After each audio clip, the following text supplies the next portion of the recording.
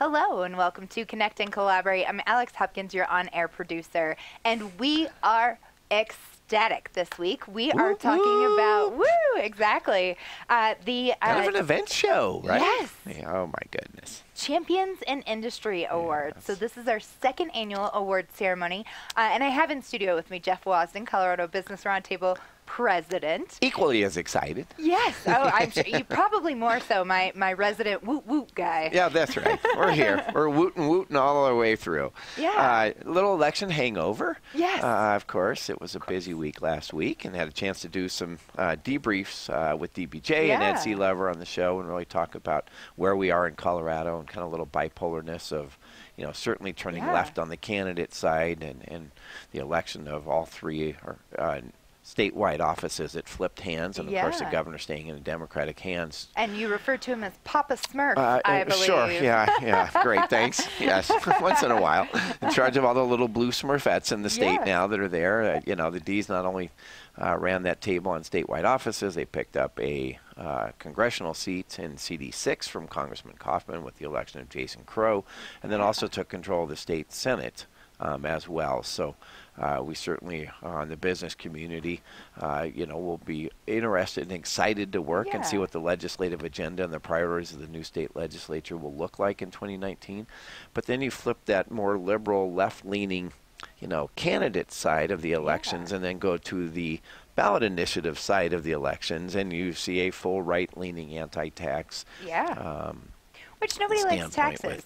Which, right? Good. Because we want stuff maybe for free or someone else to who pay for doesn't it, love right? something for free? I want great gold-paved roads, but you pay for them, not me. It works out great. But it's exciting. And then, of course, tomorrow, for those of you that haven't gotten your ticket yet, is our legislative reception. We're on our 5th annual legislative reception. It's crazy. And I think the Colorado Business Roundtable actually has the first legislative reception out the gate. We like to do it right after the election. Certainly you get past and later in November, December, you've got Thanksgiving and Christmas and holidays, and then session starts in January. And so either we're crazy or smarter than the average group. But we like to do ours early after the election. We just had elections for officers and party officers in the House and Senate, both in the majority and minority parties. So chance to bring the business community, celebrate with some of our elected officials. I know there'll be some members of the congressional delegation there from staffing perspective, along with so many other great companies. So that's tomorrow night. Tickets are free when I say get your tickets.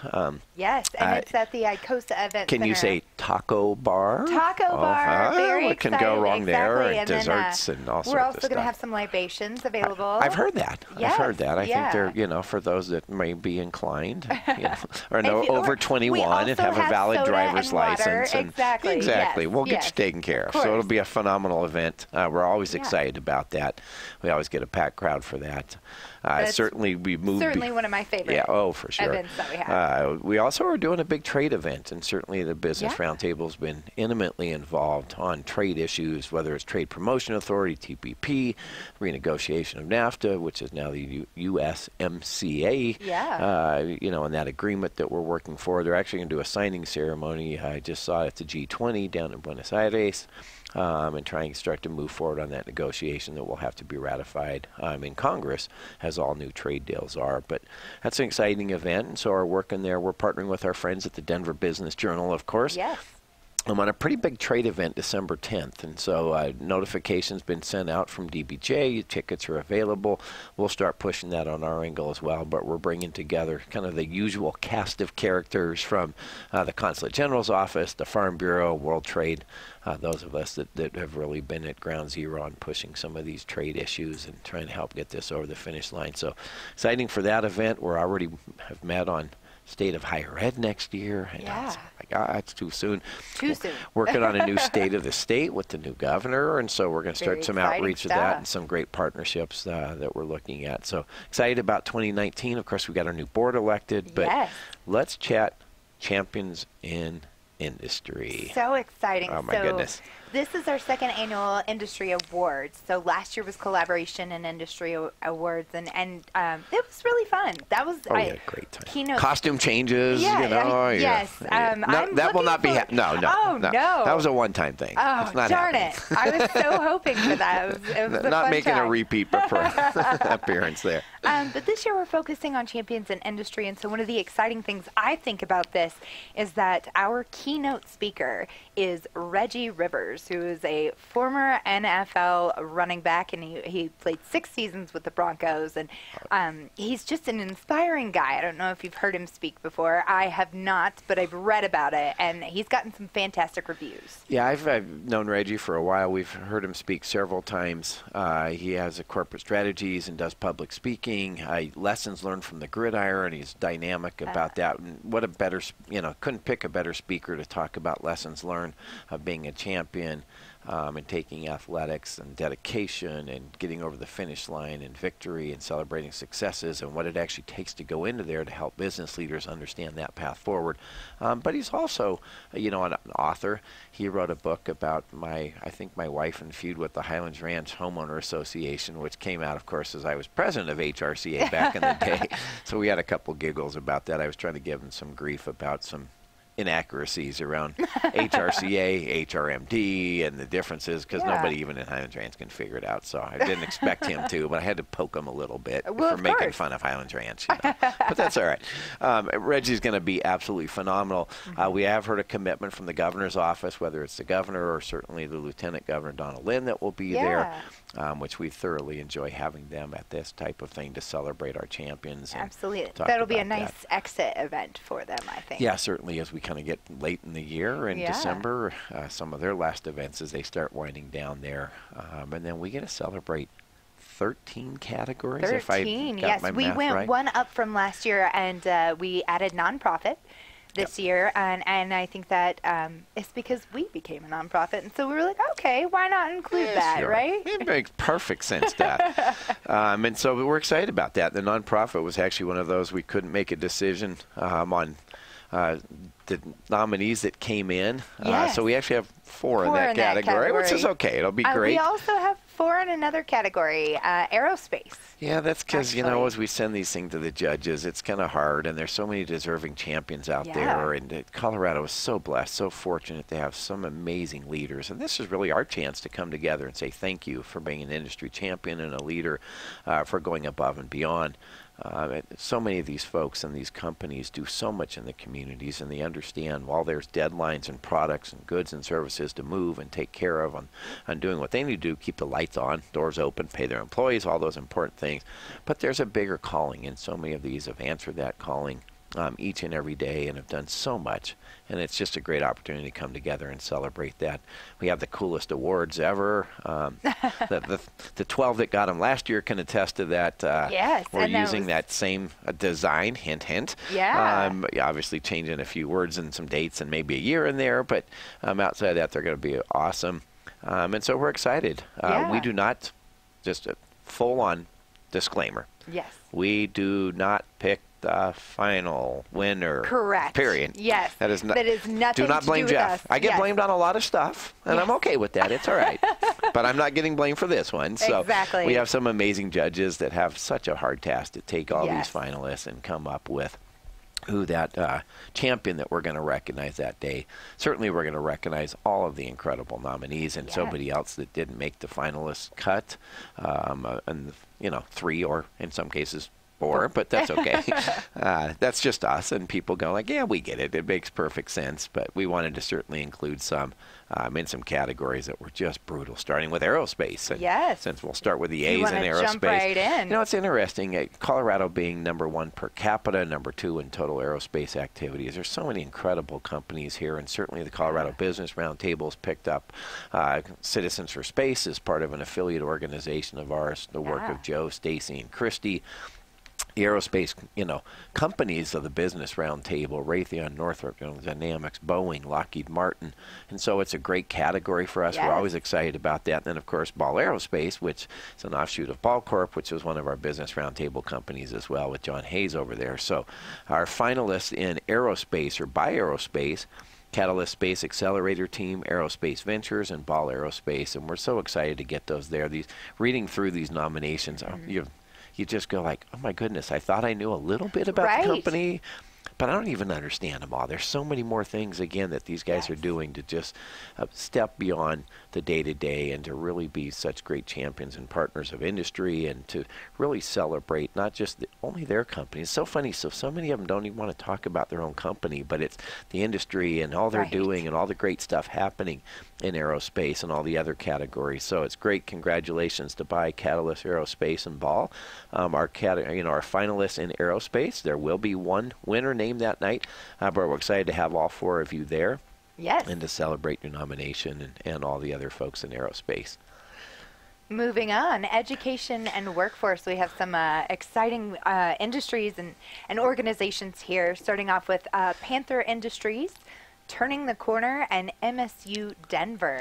Yeah, it's a very different group, right? When you look at, kind of a direct company that really focused and have been so active in working on education and workforce issues and been so involved in the state and some of the different communities, Turning the Corner, and then MSU Denver, and looking at a university. Last year, of course, the winner was Colorado State University Global. Yes. And so, MSU does not have an inside track on this one, but we certainly appreciate their work and the things they're doing on things like, Classroom to Careers and some of the programs that they've been working on at MSU. We're excited for that. Education workforce, those that know, this is front and center with all the work we're doing right now. We've had many convenings. I was back in D.C. talking about this and serving on a panel on an NSF just earlier this month. We have several. I know I'm dipping my hands, but next week I've got a meeting with Skillful. We've got a meeting with CU. Yeah. We're trying to look at some regional collaboratives on STEM with higher ed. We do certainly our State of Higher Ed event that we referenced. In April, yeah. And so there's some great things happening. We're excited because ultimately that's the talent pipeline that helps drive Colorado companies forward and to remain innovative and competitive when we need that human capital strategy. We care about the product. We want to make sure that business is sitting there with our education partners and providers to ensure we've got the best talent. And so great category. Love that. I'm excited for that one. Yeah. And then energy. Oh, my goodness. This right after 112. I know. Exactly. I'm like, hey, if we hadn't heard enough about energy in this state after the election, we got to celebrate a few of them. Yeah. So University Corporation for Atmospheric Research, better known as UCAR. Much easier to say, too. Yes, exactly. UCAR? My car? Whose car? UCAR. UCAR. Okay, good. Colorado Petroleum Council. Tracy Bentley has been on the show a couple of times. To talk about 112. Did she have some things to talk about? A few things, just a few, especially for this election cycle. And then Vital for Colorado, who has a great partnership with us. They do a couple shows, and certainly Gail and I both serve on the Vital board. Again, we do not pick the winner. So even though I'm part of Vital, we are incredible partners with the Petroleum Council and love the work up there at UCAR and everything that's happening in this space. It's certainly an area of interest, that reliable, sustainable, affordable energy and energy independence and what Colorado's been.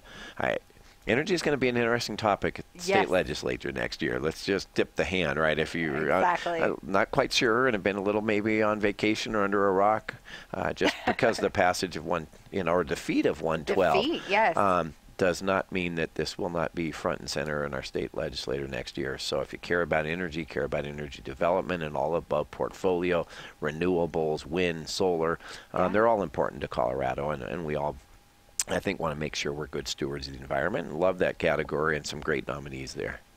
And then engineering. Yeah, I've got a couple great companies in here. Jacobs and Merrick. Jacobs, of course, purchased CH2M. We had the CEO of Jacobs out, Stephen, at our View from the Top, who flew in from Texas for us. Another great Business Roundtable company. We absolutely love that. And then Merrick, which has been right in the DTC. So we're excited to talk about that category and two incredible nominees for engineering. Yes, giving back to the community constantly, for sure. Oh, my goodness, They do an incredible job. Yes, and then financial services. This one's always tricky for me because banks, right? What? you know.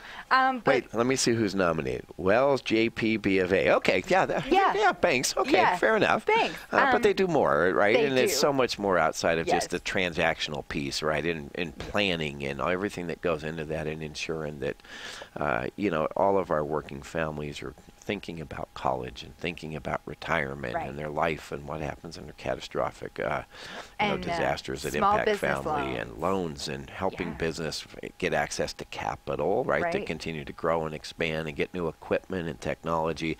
And all three of those companies do an amazing job working with small businesses in Colorado, which makes up the majority of the businesses in our state. So it's important to have good, willing partners there that understand that, and we get a chance to celebrate those. Farming and agriculture, interesting category, right? Because there was certainly a bill that was being led, certainly by Colorado Farm Bureau and Amendment 74 that was out there. It did not pass, but it really, was part of that rule that if, a lot of these farms, if you go by the farms, we're growing corn and we're growing, a oil rig at the same time. Right. Watering doesn't work quite the same, but they're still working that, and it's an opportunity for them to augment, right? And as a mineral rights owner, it's your property. We are personal property rights state, but it was really an opportunity to kind of push back. And so, in that category, there's 3 incredible nominees from the Colorado Cattlemen's Association, the Rocky Mountain Farmers, and the Colorado Department of Ag, and Don Brown and the state there that do such a great job stepping up and supporting all of the ag activities. It is such a significant part of Colorado's economy and our state's GDP. So great category. Yes, for sure. And then we have government. What? Right? One of the things that we focus on a lot here with the Colorado Business Roundtable, whether it's an event that we have or partnerships that we have, government is something that we talk about a lot here on Connect and Collaborate, as well as the ABCG, which would be the government side. And then some great categories: Serve Colorado, Area Agency on Aging. I've kind of heard this little thing about this silver tsunami coming. It was a part of Dr. COG, the Denver Regional Council of Governments. For those that, like me, that started a few years back in politics, and everyone keeps talking about Dr. COG, I'm like, I got to meet this Dr. COG. Everyone keeps talking about this doctor. And it's the Denver Regional Council of Governments, and they're certainly doing a lot of work as we are getting a little older. And then the Center for Technology Research and Commercialization. So some great categories there. We look forward to that. We love our partnerships with all of government, and certainly some great folks there. Again, deserving finalists, but a lot of others that could have been in that final 3. Yes. There's always next year. Next year, that's right. There will always be next year. Health and wellness, DaVita, Kaiser, United Health Group, again, 3 big significant companies. Which I love this, right? Because you've got some very small companies, Panther Industries and others that, Footers Catering coming up in the next category that are much smaller. And then, of course, you've got the JPs and Wells and DaVitas and Kaisers. In this category. In addition to getting older, we all care about our health and the welfare. And these, it's so interesting as I was reading, each one of these companies, while they're healthcare providers and they care about the direct services and making sure you're healthy, are doing so much more in the education and preventative care to ensure that Coloradans have access to that. And it's just amazing. I think people that come to this event, you can get tickets, you can buy those, they're still available. This is December 3rd at the Cable Center. We want to make sure you guys all know and get your tickets for that. I'm sure you're going to repeat that 3 more times before we sign off here in 7-8 minutes. But tickets are available. You're going to learn and hear and see a little bit about these companies. And of course, then my favorite category probably Your coming favorite category, hospitality and lodging. You got a place to stay and they feed you, and right? Great food. We might as well celebrate them, right? Exactly. And speaking of great food, Footers Catering also has a monthly show with us.